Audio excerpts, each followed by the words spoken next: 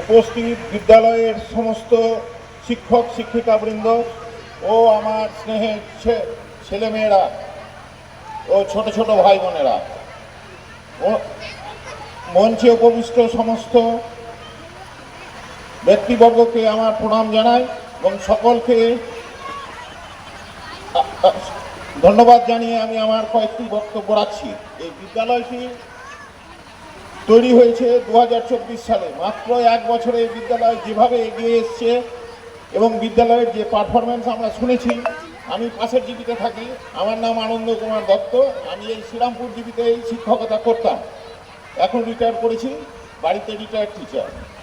শিক্ষক হিসাবে বলছি, এই বিদ্যালয়টি যেন সুস্থভাবে সুন্দরভাবে পরিকাঠামো তৈরি করে গঠন করা হয় এবং ছেলেরা যেন সুন্দরভাবে টাস্ক পায়, পড়াশোনার দিক থেকে উন্নত হতে পারে। অনেক পিছিয়ে পড়ায় আমাদের এই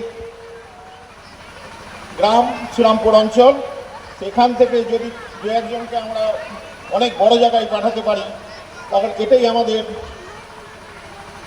বিশেষ করে আমরা নিজেদেরকে গর্বিত বলে মনে করব। আমি আশা রাখছি বিদ্যালয়ের যে পরিচালন মণ্ডলী এবং শিক্ষক শিক্ষিকা আছেন তারা সুস্থভাবে এই বিদ্যালয়কে আরও অনেক উপরে নিয়ে যেতে পারবে। আমি শুনলাম এই বিদ্যালয়টি নাকি সপ্তম অষ্টম শ্রেণী হতে চলেছে। তবে বিদ্যালয়টির প্রথম যেটা আমার মনে হয়েছে যে পোর্টালটা পায়।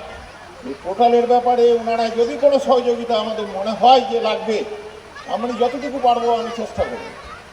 এই বলে আমি সকলকে ধন্যবাদ জানিয়ে আমি সামান্য বক্তব্য রেখে আমি এই বক্তব্য শেষ করছি। ধন্যবাদ।